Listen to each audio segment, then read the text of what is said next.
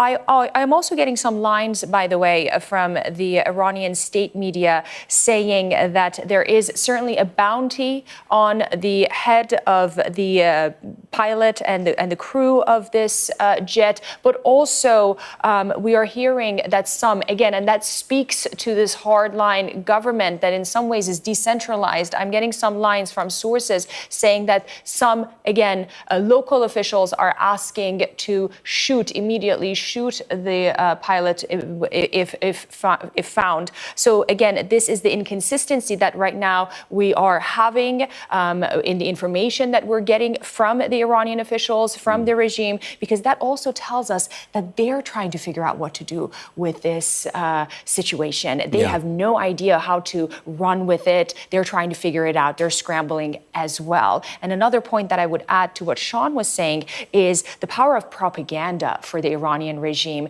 They tend to run with the smallest win and make it a huge bombast. And that is really what they're looking at right now. They're the David, aren't they, to the American Goliath? And if this is one of those wins that say, you can throw all you're thrown at us, we can still fight back. Yeah. Just a reminder, if you're joining us here on Sky News, a reminder of our breaking news this hour. A two-seater F-15 has gone down over Iran. That's according to two US officials. There's a US military search and rescue effort currently underway, but the officials would not say how the F-15 went down. Well, I'm joined now by America's former Deputy Assistant Secretary of Defense for the Middle East, Brigadier General Mark Kimmitt. Thank you very much indeed for joining us here on Sky this afternoon. First of all, what do you make of this latest development of this F-15, this US F-15 being downed in Iran territory?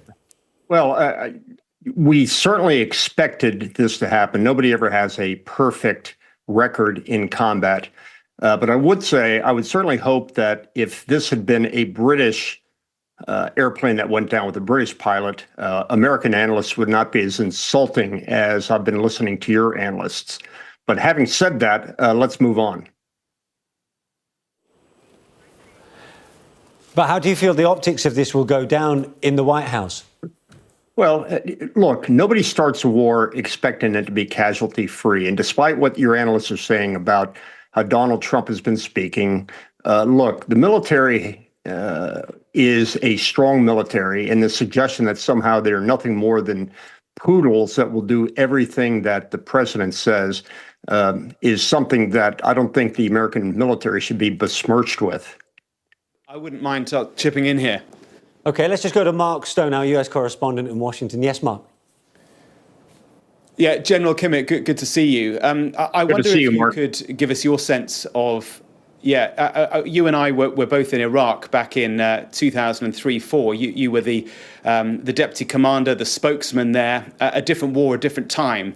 But I think it's fair to say that the challenges that the US military potentially faces here with this war are not altogether different from the mission creep we saw in Iraq. I wonder what parallels you draw from what happened back then.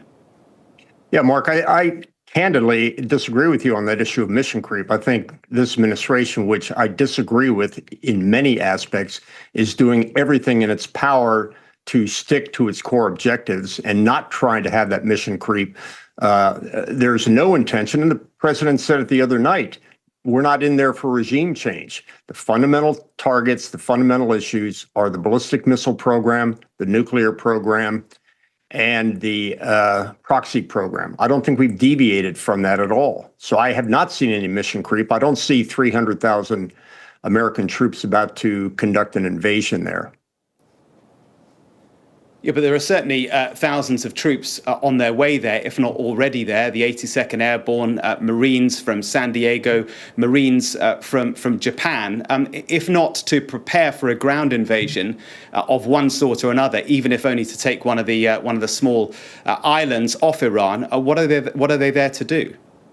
Well, Mark, I think what they're there to do is conduct limited operations of limited duration for a limited period of time.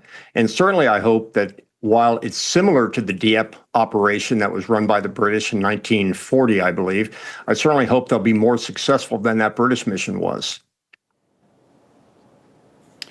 But the president, would you agree, has been very mixed with his messaging. He has variously said the war has been won already. He said the war will be over in the next 3 days. I think he said that a couple of days ago. The war will be won in a few weeks, he has said. He's asked for help from allies. He's berated NATO for not helping. And then in the next breath, he said he doesn't need NATO's help. So what should we, as friends of America, General, what should we make of what we are hearing from your commander-in-chief right now? Well, nothing I've heard in the last 10 minutes would suggest we're talking to allies here. But what I would say is we have demonstrated once again, he has demonstrated once again. Why'd you say that? He has demonstrated once again. Why'd you say that? That he is not a master communicator. This notion that we're not going to get involved because we weren't asked and this isn't our war. I mean, that same argument could have been used in 1917 and 1941 as well, when British had asked us and we chose and came in to help the United Kingdom out in their wars. General, if you were still serving now, would you be happy with your commander-in-chief talking about bombing Iran back to the Stone Ages, taking out bridges, taking out desalination plants? Would you be willing to carry out those orders? I would certainly be willing to carry out any orders that were legal and ethical. I would not be particularly happy about it, but at the same time, those are orders and you follow orders, just like your father followed orders.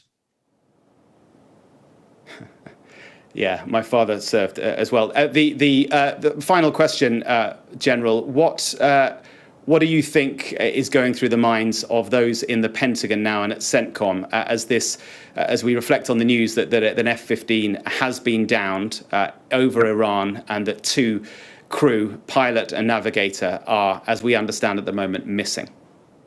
Well, I hope what's happening right now is that CENTCOM is focused completely and exclusively on the issue of finding those pilots and or their remains and getting them back to their loved ones and their units as quickly as possible.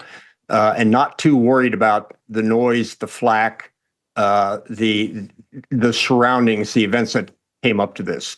They will stay focused on the mission to rescue those aircraft, to rescue those airmen, or bring back their remains. That's the only thing they're focused on. That's the only thing they should be focused on. All right, General Mark Kimmitt, thank you very much for joining us. Back to you guys in the studio. Thank you, Mark.